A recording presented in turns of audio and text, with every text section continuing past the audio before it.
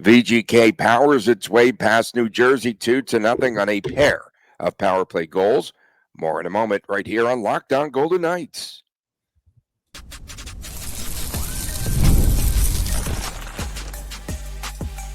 You're Locked On Golden Knights, your daily podcast on the Vegas Golden Knights, part of the Locked On Podcast Network, your team every day.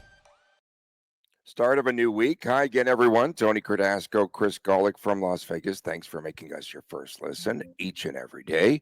I am a longtime sportscaster and marketing consultant. Chris, my man, VGK season ticket holder, and he is the collectibles editor for the Hockey News and the owner of Silver State Cards and Sports. We're also on YouTube. Please subscribe to our Locked On Golden Knights YouTube channel. Coming up this morning and today, trades happening around the NHL. And later on, Chris has a trade target, perhaps, in JJ Peterka, plus more. So, VGK finally breaks a scoreless tie early in the third period last night over at T-Mobile Arena on a Mark Stone double deflection power play goal. Then Noah Hannafin, QB1, adding his seventh goal of the season. That was it for the scoring. VGK with a shutout win last night, 2-0, and they win their second game on the homestand. VGK now on an 8-point streak at home. On an 8-point streak. Thanks for the extra sentence there. You saw me drinking the coffee. I like that. Yeah. I bought a little time for you, bro. This was a good game. This was the right game. This was a boring game. And when I say boring game, they won 2-0. That's the part that matters. But when I say boring, you can tell that there was an emphasis on checking the box of doing the little things right. Whatever that was, limiting transitional opportunities, winning their races, winning their board battles, active sticks, keeping the puck out of what I call the money zone, the area right in front of the net, all of those things. And my only concern going into the third period was that, are the Golden Knights going to open this up at some point? Because at some point you got to, get off the schneid, so to speak, and, take advantage. In this case, obviously, they really didn't need to do that. The special teams are what did that. But, this was, it was boring. It was almost like they're playing not to lose for a minute there. But when you look at the situation, the fact that the Devils run a back-to-back, there you go, Tony. It made sense for the Golden Knights to almost go into that 80s type of Montreal Canadiens shell and wait for their moments. And they got their moments. It was a good goalie battle up until VGK breaks that tie in the third. Markstrom was good either way, but yeah. Yeah, Aiden Hill records the shutout. Unexpectedly, we see Jacob Markstrom coming off of IR on Sunday. Did not expect to see that on my bingo card. Started for the Devils, and again, a good battle through two periods, 23 saves, 22 saves for Markstrom. Hill career high 36th start, stopping 25 shots, including one from his good friend Paul Cotter, which he said afterwards he was chirping Cotter, but he wouldn't tell us what he quite said. But that was that was his best save, I thought, of the night, and a pretty good battle between those two goalies. It was, but when you look at at Natural Stat Trick, that's the website that tracks a lot of advanced measurables from the game. Main reason I go there is to check the high danger chances for each team. And Golden Knights had 11 high danger chances to the Devils. No, 11-9. Final answer. 11-9 in favor of the Vegas Golden Knights. Of course, that Paul Cotter shot was one of those. So, yeah, I mean, back to the low event hockey side, and yes, it was a goalie battle, but it wasn't necessarily, a Patrick Waugh versus Marty Brodeur type of goalie battle, but it certainly was a good goalie battle. Aiden Hill mentioned he enjoys a good goalie battle in the postgame. Like you said, 36th appearance this season, or 36th start, whatever it was for Aiden Hill. He had a goal coming into the season of 50, which I found interesting. I think we said 55 was the magic number we wanted to see. Aiden Hill has been largely healthy throughout the season, besides a little illness after the Four Nations, or maybe a Four Nations flu, whatever you want to call it. But yeah, good on Aiden for getting the job done this game. And very quietly, I forgot who put this up on Twitter, so sorry if I'm ripping this from you, but Aiden Hill's given up one goal since the Four Nations. I mean, now granted, he only played 2 games, but still, he didn't play. Only given up one goal since the Four Nations, and looking every bit of the part, looking confident, and maybe the Four Nations this is the odd case where it winds up helping a goalie despite not playing. That was Jamie Hirsch who had mentioned on the broadcast 50 starts, 50 games for Aiden Hill. I like her. She's solid, by the way. She's so solid. Well, NHL Network quality, and not a homer either, which I really enjoyed. And then VGK jumping out in the third period early. They knew that New Jersey, and Cassidy said it in the post-game presser too, coming into that game, tail end, back-to-back, just a minute 27 in. VGK had so much jump there in the third period, knowing that this was a team that played the night before. I don't understand this. And we saw the Devils fading in the third period. Did you see that trend? You talked about this on Friday, Chris. The last 12 games now for the Devils, win-loss, win-loss, win-loss, win-loss, win-loss, win-loss, win-loss. So you have to load up on the W for their next. So they won last night, or they won there before the Vegas game?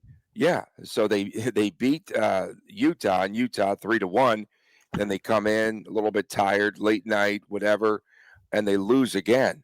How do you do that? That syndrome of back and forth with the wins and losses, but you have to go heavy, right?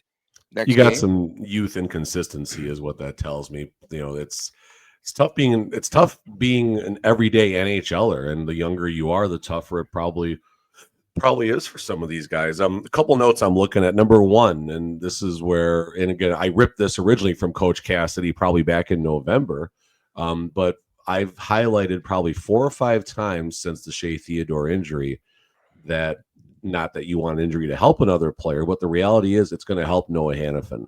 Yeah. Coach Cassidy mentioned the same thing that I said, that Coach Cassidy said earlier in the season, was a player like Noah Hannafin needs his touches. And if he's not getting his offensive touches, it might force him to press and find those touches elsewhere, while risking, being a defensive liability, which he was for large portions of the season when he was not QB1 of the power play one.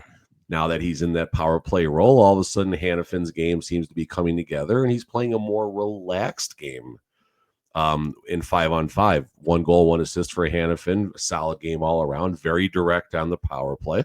Nice to see basically being a turnkey situation from Shea Theodore to Noah Hannafin. And that's not knocking Shea Theodore by any means, but the Golden Knights are fortunate to have 2 offensive-minded quarterbacks for the power play. And the second thing I wanted to point out, Pietrangelo and Hannafin both logged over 22 minutes of ice time. No other Golden Knight player, including Eichel and Mark Stone, were over 20 minutes in that game. So you're starting to see a conscious effort from Cassidy. And again, there's special teams that play into this as well. It's not only the managing the minutes, but you are starting to see a little bit of a managed workload. Instead of getting Eichel out there 22, 23 minutes, Mark Stone 22, 23 minutes, you're seeing 18 or 19 minutes a game. And while that only seems like, it's 3 or 4 minutes, no big deal. Well, every 4 games, that's like playing 1 less game. Think about that down the stretch, how managing those minutes can certainly help. When in the playoffs, Eichel and Stone will be out there for 24, 25 minutes probably in most games. I found it interesting that Cassidy said after the game, you're talking about Hannafin and just what his remarks were about Hannafin and why he didn't use him. He said, hey, our power play unit's been really good this season since I took it over. I think he took credit for it. But he said that he was saying about Theodore, like, we didn't want to mess up that chemistry. So we kept Shea Theodore there as QB1. They could have mixed them up there. I thought that was pretty interesting too. And now Noah Hannafin gets his chance to shine. If I am guarding him, he's one of those players too. He's kind of like, he reminds me a little bit of Theodore, and then he slides over a little bit to the right and then lets that clapper go. We got the word clapper in today. That's our word of the day. I do want to talk about this though. 1:47 to go in the game. Jack Eichel locks skates with Jack Hughes into the boards, right? It just looks so reminiscent of that injury from a season ago for Hughes, where he goes right into the boards and He has to have shoulder surgery and all that. Okay, so Eichel is closing. You're Mr. Referee on this show too. Eichel is closing on Hughes. Skates lock. To me, that's a penalty on Jack Eichel because he makes that initial contact. That's a tripping penalty in my book. Fans are going to debate it. Homer fans are definitely going to debate it. Fanboy media was like, oh yeah, their skates just locked. But when I took a look at it 100 times, at least last night, Eichel is the player that's closing in, bearing down on Jack Hughes in a battle of Jack. And I think that that's a penalty. And I can't blame the coach, Sheldon Keefe, for getting fired up and getting tossed from that game. What were your thoughts? Sheldon Keefe has no choice but to defend his player in the circumstance. If anything, he's doing it for the bench and making sure that the players know he has his back. In lower level hockey and youth hockey and going up through the ranks, even some travel levels, sure, I can justify calling a penalty on that play because, yes, it's incidental contact, but it's still contact. When you get to the NHL level, there is going to be a level of discretion when it comes to many circumstances. This being one of them. Eichel is working hard to get back into the play. Does Eichel cause this pile up to happen, so to speak? I think so. Luke Hughes also lost an edge in the play, which was that because Eichel, Jack Hughes, wasn't it, Jack? Bodied him a little bit. Body, it's not even the right word to use, but because Eichel made contact with him, that's also fair. But this is nothing more or nothing less than incidental contact. No, is an incidental contact that led to an injury, possibly, of course, and that's something that's going to piss off Devils fans, and I respect that. But from an officiating standpoint, you got to call a trip. You got it. It's hard to go with incidental contacts, especially. I don't know if it even factored in the outcome of the play. I don't know if Luke Hughes or Jack Hughes was going to get to that puck. Yeah. So, but I think it's incidental contact. It's unfortunate. Incidental contact, but I think it's incidental contact. Yeah, you don't get that call on the road. That's for sure. Number one. I don't know if number two, anyone gets that call. There's contact, and it's a trip. It's an absolute trip. I don't care if there's skates connected and locked in and what have you. But again, it's Eichel coming in on the play, bearing down, makes contact, and literally trips him right into the wall. I know that Jack Eichel, he took that hard. He was really upset. You could see him on the bench. He was like, oh no, did not mean to do that. He didn't mean to injure Jack Hughes, but it happened. Well, and last year, teammates 5 minutes ago. What's that? They were just teammates 5 minutes ago. Oh yeah, exactly. So he was really upset and distraught. So we'll close the book on that. I mean, I get it. I understand. And if they did call a penalty in that circumstance, I don't think I would have been upset either, to be completely transparent.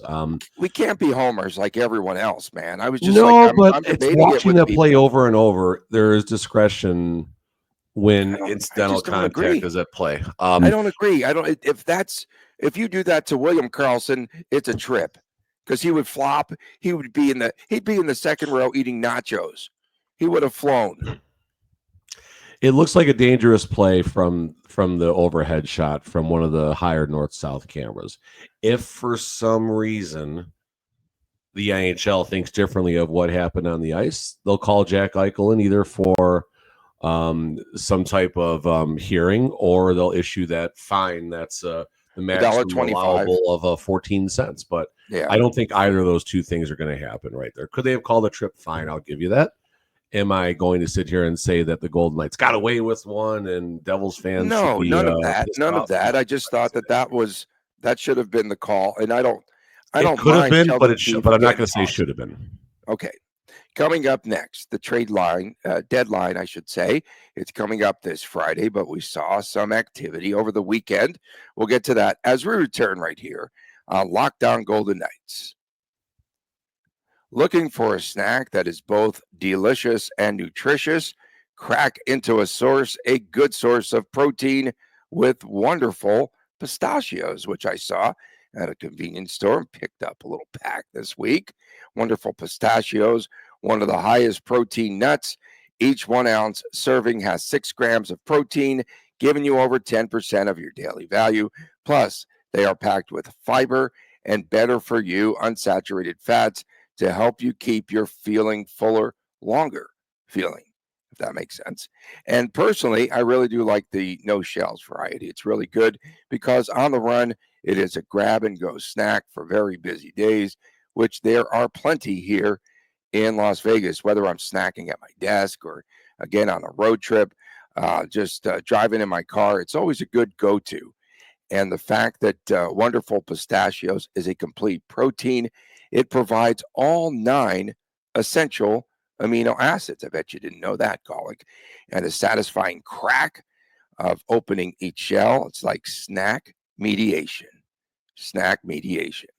Get snacking and get cracking with a snack that packs a protein punch. Visit wonderfulpistachios.com. That's wonderfulpistachios.com. Get cracking. Welcome back on this Get Crackin' edition of Lockdown Golden Knights. It's not snack meditation, it's mediation. It was mediation. Well, just don't sleep in, so I got to do the read. Okay. Welcome back to Lockdown Golden Knights. Yeah, he's alluding to the NyQuil Fest that I had last week. Thanks for making us your first listen each and every day. Find us wherever you get your podcast. Fridays, we've got WTF, and that will be on trade deadline day. And you'll be prepared if there is a big trade to get cracking, right? Because you'll do some sort of video deal. Yeah. And Saturday, sometimes it's the Chris Jr. Show. Some trades over the weekend. The malcontent, Seth Jones, he asked for the trade from Chicago. He gets it in return, sent to Florida. He was a Stanley Cup contender. Good job, dude. I know. From the all the way to the top of the heap, right? He goes to Florida in exchange for goaltender Spencer Knight and a first-round pick in 2026, pretty much. And also with Florida, before you can give us some of your thoughts on this trade, Matthew Tkachuk now he's on the LTIR, and that now gives Florida $8.7 million to play with here down the stretch. I tweeted out yesterday, I think the worst rule in the NHL is allowing no salary cap for the postseason. So they can load up, sign a rental here for $8 million for the last few games of the season, 20 games or so. And then, of course, play that player in the playoffs. So I think that right now, keep an eye on the Florida Panthers. But their backup goalie, who is it? Chris Driedger now. Driedger comes in as number 2, and there are some goalie concerns in Florida as well. Yeah, but once the playoffs start, I don't think there'll be any concerns with Sergei Bobrovsky. So I think that's a non-starter from that aspect. Florida Panthers, they're not just taking on Seth Jones for now; they're taking him on for then too, right? He has how many years remaining here? I think Chicago. I think Chicago 27-28. Yeah, Chicago paid 27-28. Chicago held 26%. Listen, I mean, the retainment is a little painful for the Blackhawks, but I don't think they expect their window to be open by then, or at least it won't be it'll be closer to open maybe then is probably a better way to say that. So I get why the Blackhawks did that. You get rid of Seth Jones, you get rid of $5.5 million or whatever the math works out to be of that contract on a yearly basis.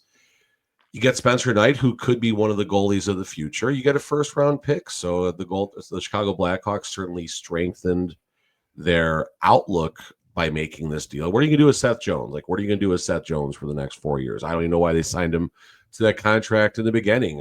I don't know how they acquired Seth Jones, if that was a free agency situation or if that was a trade. But either way, I think it's a successful flip for the Chicago Blackhawks. Yeah, a pretty interesting move there for both teams, I think, and all that.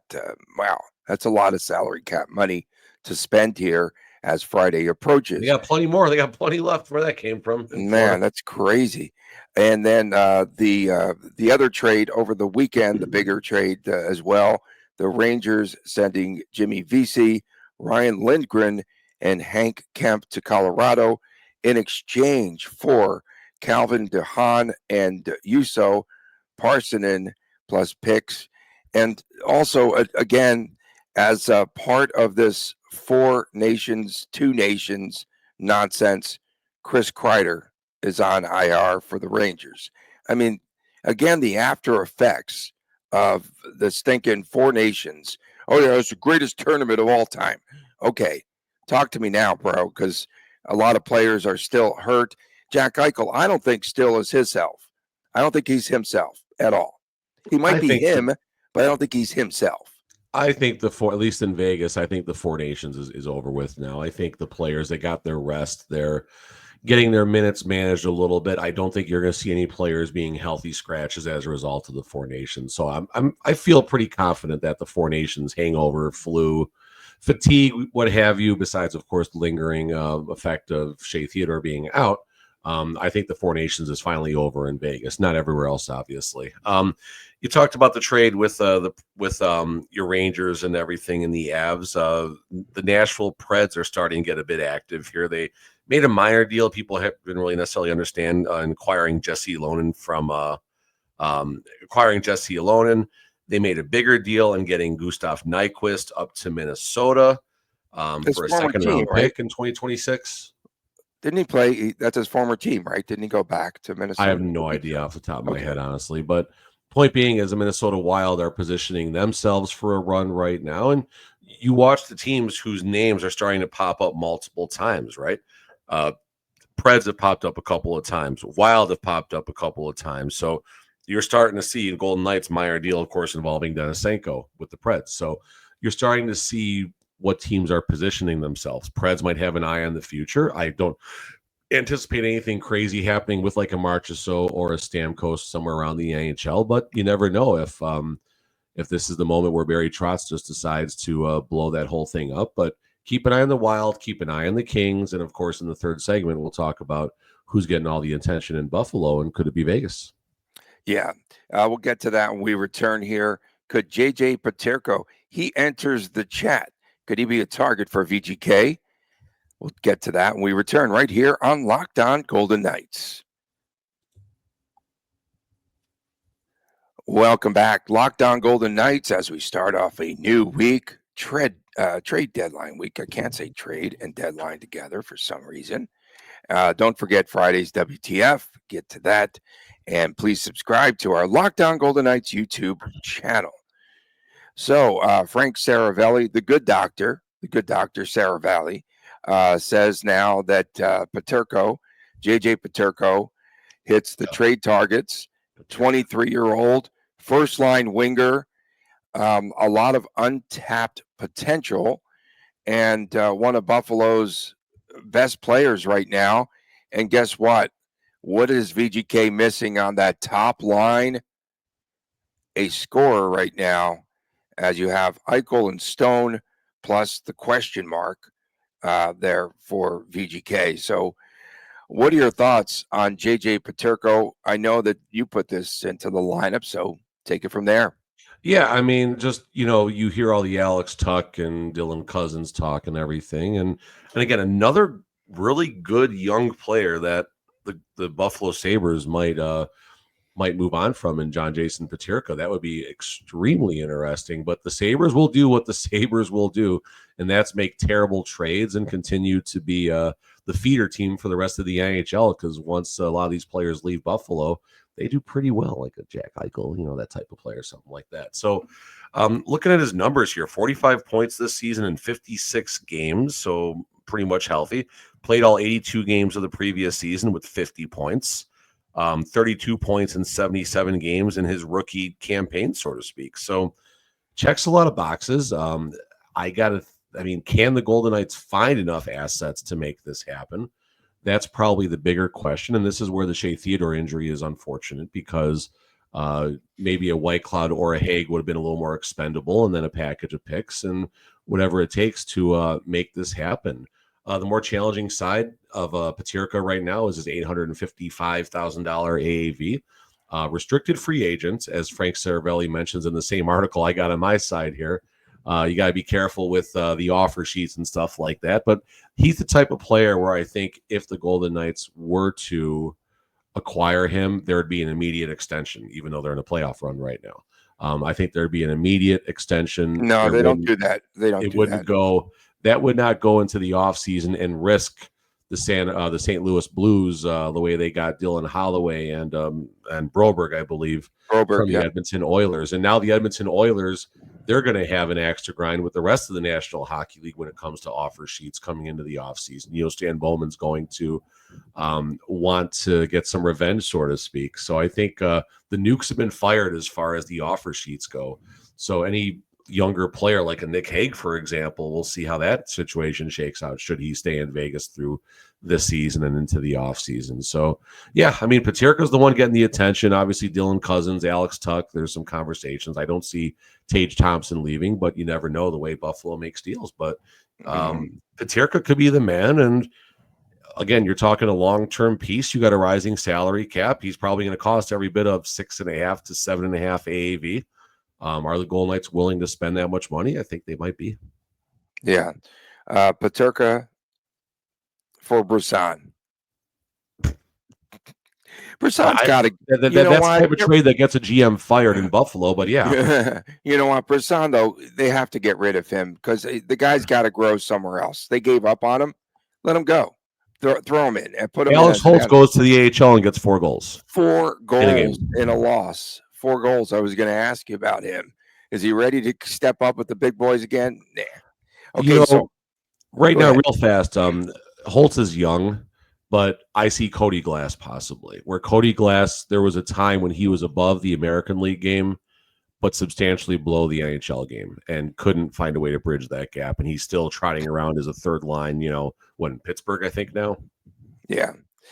So over the weekend, VGK involved perhaps in talks for Brad Marchand, the Avs, Oilers, the Stars, the Wild, the Devils, and VGK, all engaging, according to reports that are circulating. I think you circulated one too. I mean, this is the thing. Kelly McCrimmon, I mean, I still don't get how everybody took the bait and put it out there when McCrimmon made the comment. We're not going to be making any splash. Get out of here. If Kelly McCrimmon is consuming oxygen on planet Earth, the Golden Knights are involved in major trade chatter. I want a major trade now. Major trade. It's going to happen. There's going to be a major trade. Tony. Backlash. Kelly McCrimmon can't help himself, and it's what he does, and this is a good thing. It's a great thing, honestly. But there are plenty. I mean, this is where there's smoke, there's fire stage of the trade deadline chatter right now. We've heard Marchand's name since before and during the Four Nations, and now it's accelerating a little bit that Boston seems to be fading even quicker than before during the Four Nations.